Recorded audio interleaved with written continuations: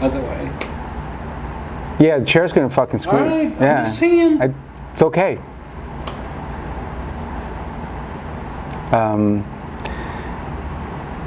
Martin Scorsese here.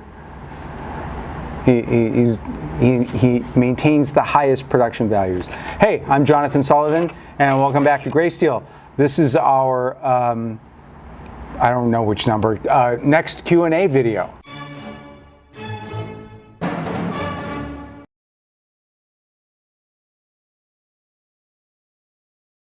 We haven't done many of these. They're kind of fun, and we promised in our last video our thank you for our new subscriber milestone, 5,000 subscribers. We said we'd up our game on the Q&A, and here you go. The other thing is, send us your questions. Send us your questions through the website, via the contact form on the website. Send us your questions on YouTube. Send us your questions on Facebook if you're one of the patrons of Greysteel, belonging to our private member group, Patrons of Greysteel. Send us questions. The more questions we get, the more likely we do one of these Q&A videos for you. So without any further ado, let's get to it. We're going to do the most painful one first. We're loving the response to our diabetes videos. The third installment, the one on lifestyle, that one's probably not going to be until middle of August. The reason is the more research I do on diet and exercise in diabetes and metabolic syndrome and prediabetes, the more I find out, the more research I want to do. It's like a fascinating sort of rabbit hole.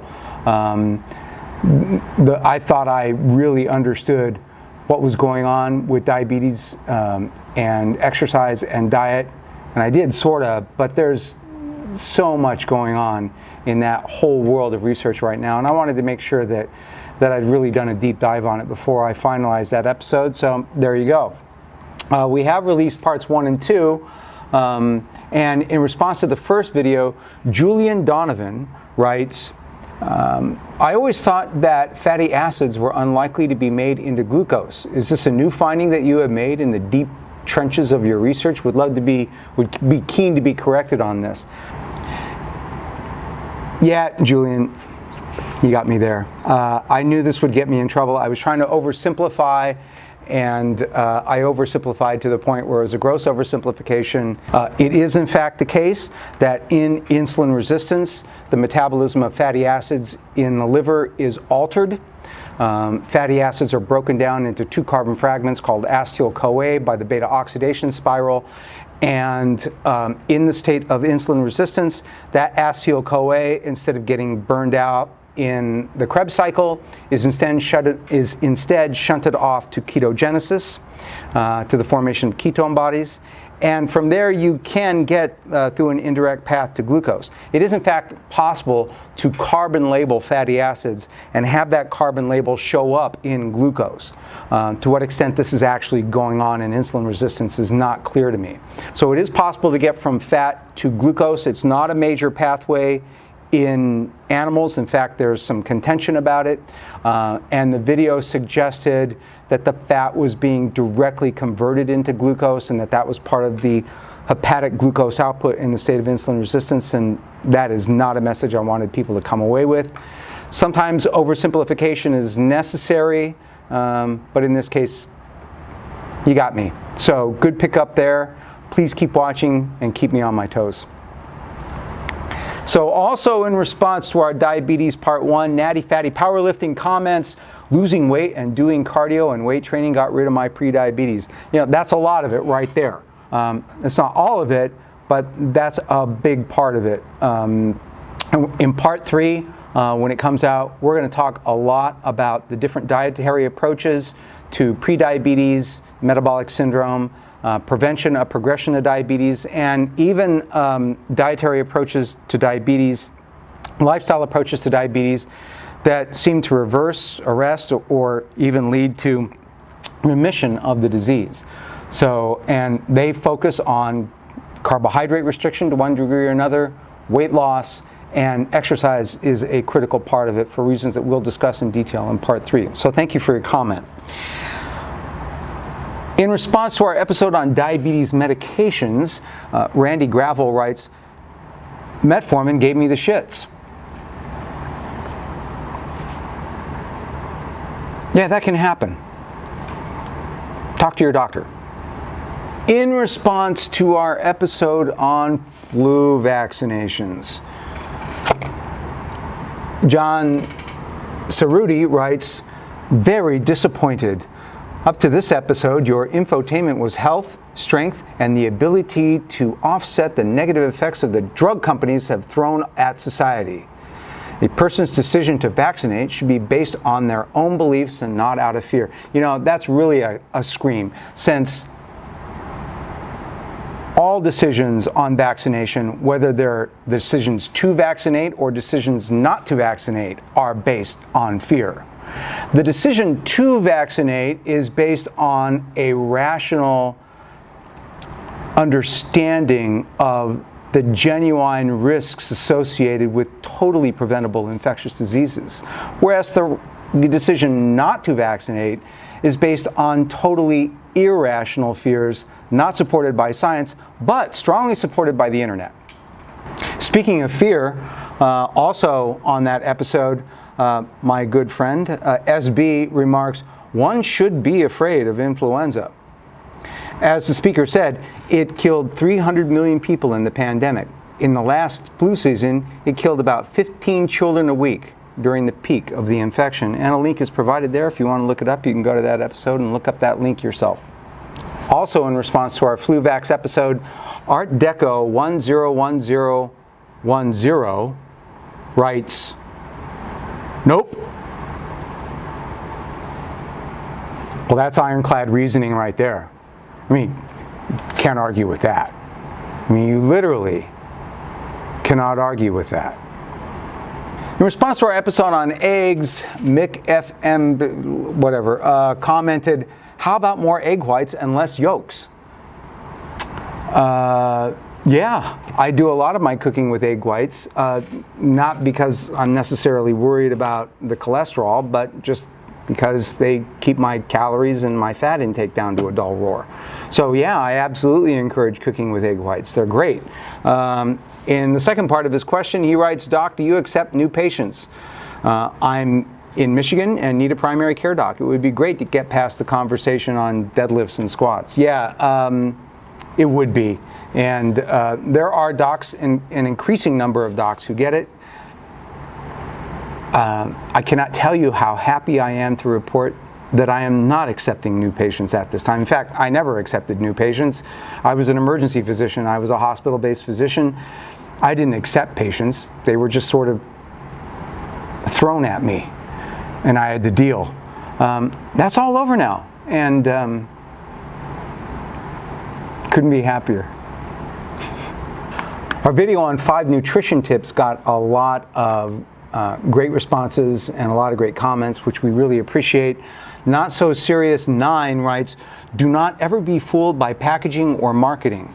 If you closely examine a Nutri-Grain bar versus Pop-Tarts, you will be embarrassed because they are essentially the same. Yes, that's interesting, isn't it? I like Triscuits, but I love spicy Doritos, and they are, again, essentially the same nutritionally, so manage the portion and eat whichever you like. A good crunchy ounce or so of chips can really increase your happiness and not have a huge impact on your lunch. A thermos of 1% milk is a pain in the ass, but can really increase your satisfaction with a bag lunch. I hear what you're saying there.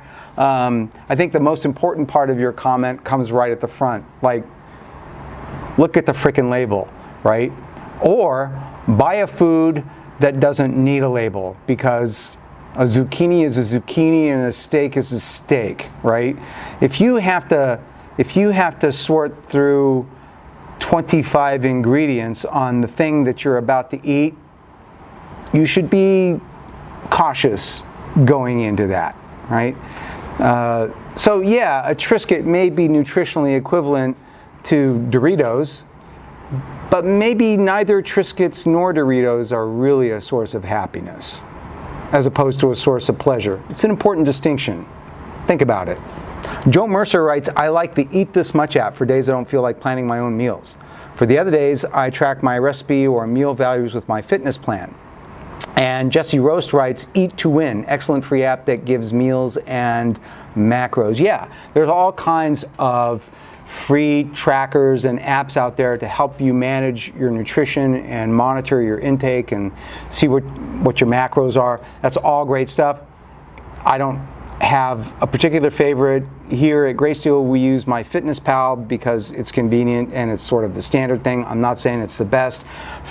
It's like most other things. Find the app that fits you, that works for you, that you find the most user-friendly, and that you will use day in and day out. I mean, if there's an app that you find that's free and seems kind of groovy, but you're not going to use it every day because it's a pain in the ass or whatever, then don't use that app. Use an app that fits you, fits your life, fits your workflow, whatever. But track your nutrient intake. I can't say it enough. It's just absolutely critical. It's really a key to healthy nutrition. Matthew Davis writes, I get a lot of micros by making my own salsas with fresh ingredients, and I use them to garnish everything. Burgers, sandwich, wrap, and omelet. And yes, with multigrain chips sometimes too.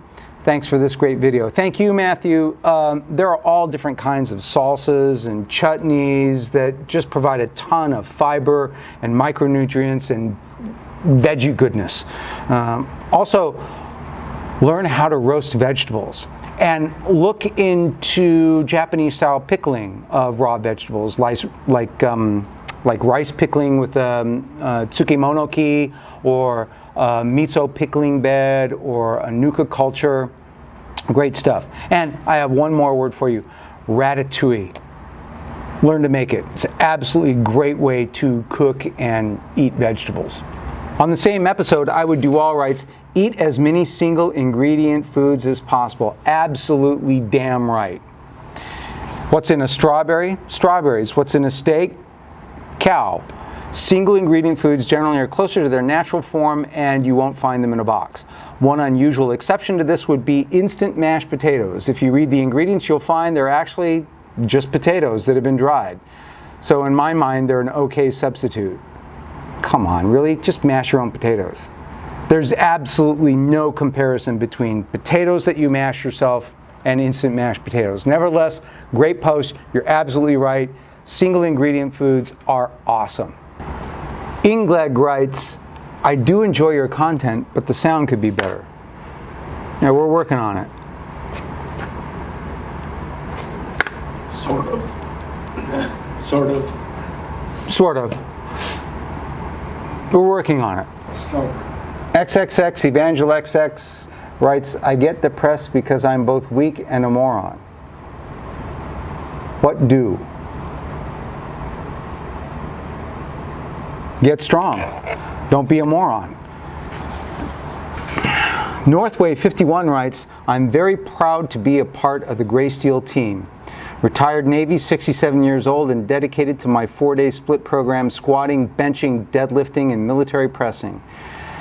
This channel is my inspiration to stay at it and stay strong. J.C. Harvey Jr., Admiral, United States Navy, retired.